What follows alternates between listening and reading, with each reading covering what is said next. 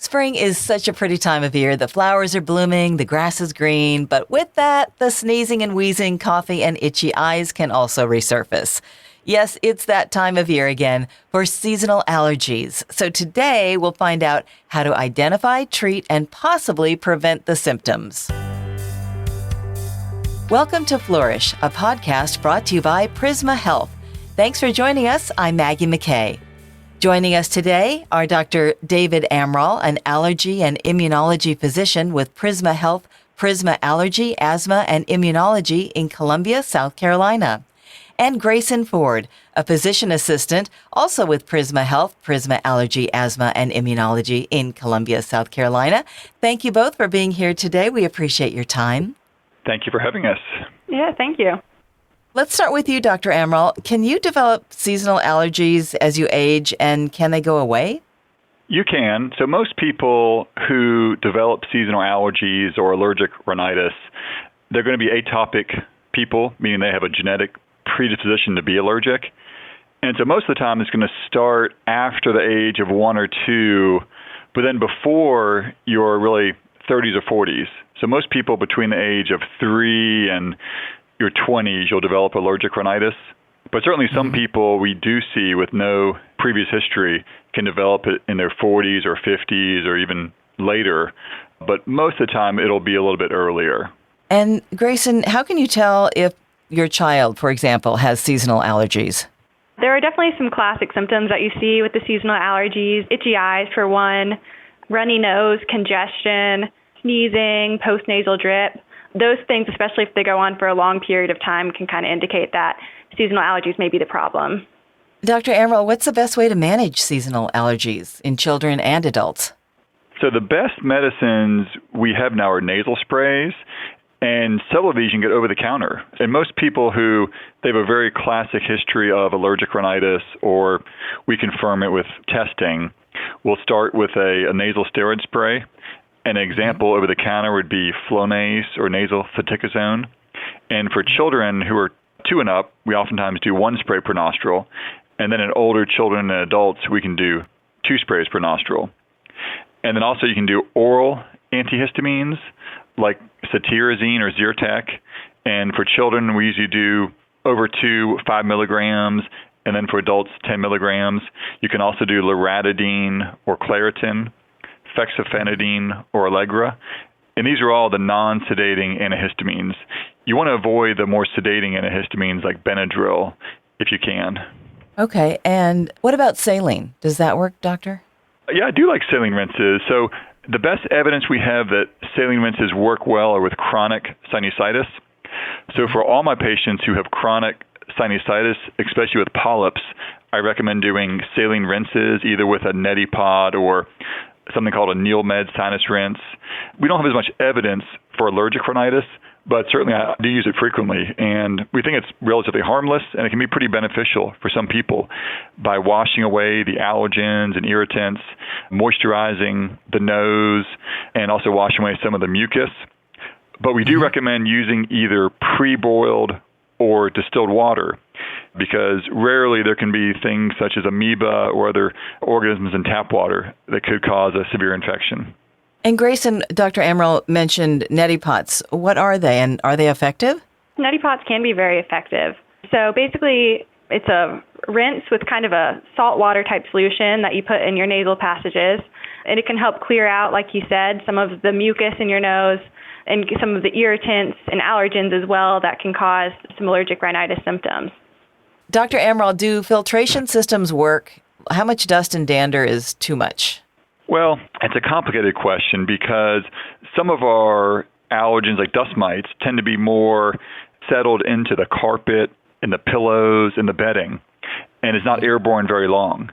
So usually an airborne filtration system doesn't do a whole lot for dust mites, except when you're vacuuming or cleaning, there will be some airborne levels for about 30 to 60 minutes. Now, they can help for pollen. So I do recommend keeping the windows closed and using the air conditioner during the pollen season, during the spring and the fall. And an indoor HEPA filter or high-efficiency particulate filter can help. It's controversial whether they do help for animals. It seems they may help some people, But by far the best treatment for allergic rhinitis to a pet is pet avoidance, but not always feasible or practical since pets are frequently members of the family and they're hard to put outside or rehome. So I would say they're moderately effective, but I don't tell patients to spend a whole lot of money on these air filters, and I usually do not recommend cleaning the air ducts or these other costly things which have probably marginal benefit. So, Grayson, when should you consider allergy testing? I think you should consider allergy testing whenever you're having those classic symptoms, runny nose, congestion, itchy eyes that are interfering with your life. The allergy testing can be especially beneficial because it helps you identify what exactly you're allergic to. So things like dust mites can kind of be prevented with lifestyle changes, feather pillows, you can switch those, cats and dogs. So it can help you kind of pinpoint what exactly you're allergic to. And if you want to start allergen immunotherapy or allergy shots, then that also helps us determine what exactly is put in the mix. And that can help the allergy symptoms later on down the road. Okay. Dr. Amaral, do over-the-counter allergy medicines really work? Definitely. A lot of our best medicines are over-the-counter now. As I said earlier, nasal steroids are probably the most efficacious medicine for allergic rhinitis, and it's usually our first-line treatment. And the ones that are over-the-counter are fluticasone or Flonase, Rhinocort or budesonide, and then Nasacort or triamcinolone. Those are all very effective, and they're just as effective as any of the prescription nasal steroids. And the oral antihistamines, they're not as effective as nasal sprays, but they're very good too. And so the ones like Zyrtec, Claritin, Allegra are all the same ones you get with a prescription. Some options, such as nasal antihistamines, which are only available with a prescription, but those are usually add-on after you've tried the nasal steroids and the oral antihistamines. And Grayson, how can we tell if it's seasonal allergies, a cold, or even COVID-19? Because sometimes we have these symptoms and we're thinking, oh, it could be any of those. How do you know? Yeah, it definitely can be very hard to tell between all of those. Really, duration is what we look at because runny nose, sneezing, congestion, all those things, especially with a cold and seasonal allergies, can kind of overlap. So if it's something that's coming back month after month, year after year, then you would look more in the seasonal allergy realm, whereas a cold or COVID-19 would be typically shorter acting. And COVID, of course, could have things like loss of smell, muscle aches, more severe symptoms that you wouldn't necessarily see in a cold. Also, if patients have other comorbid things like eczema or asthma or food allergy, they're much more likely to have allergic rhinitis. And if there's a strong family history, that can help us too. So like if a child comes in with eczema, peanut allergy, and nasal symptoms, odds are he's going to be allergic. Whereas if you have a 7-year-old who comes in with no previous allergy history and he has constant runny nose, that's probably going to be more of a non-allergic rhinitis.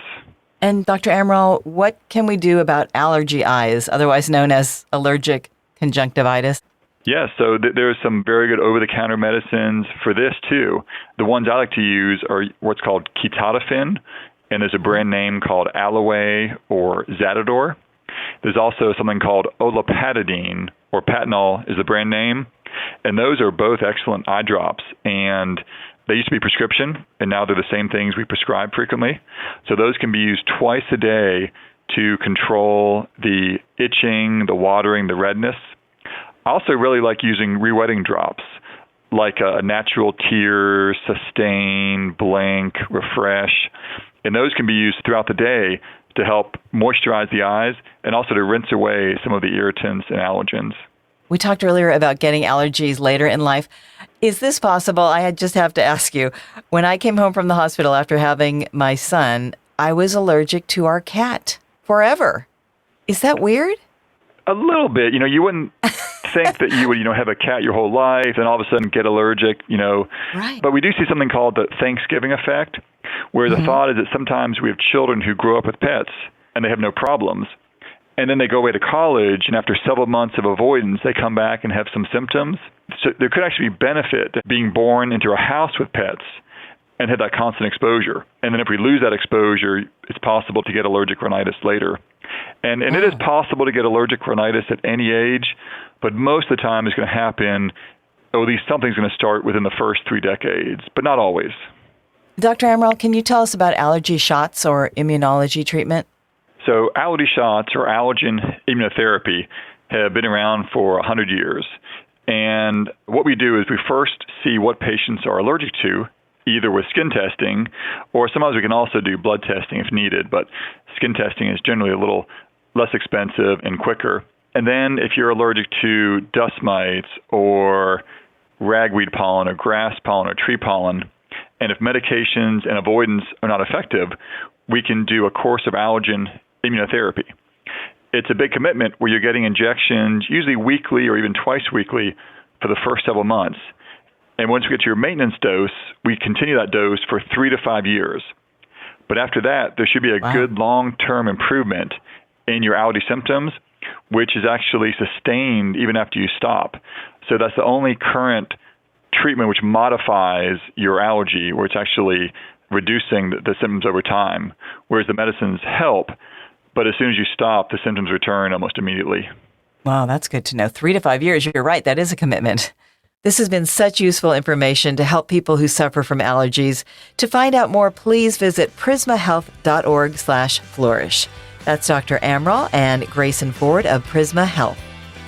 If you found this podcast helpful, please share it on your social channels. And thank you for listening to Flourish, a podcast brought to you by Prisma Health. I'm Maggie McKay. Be well.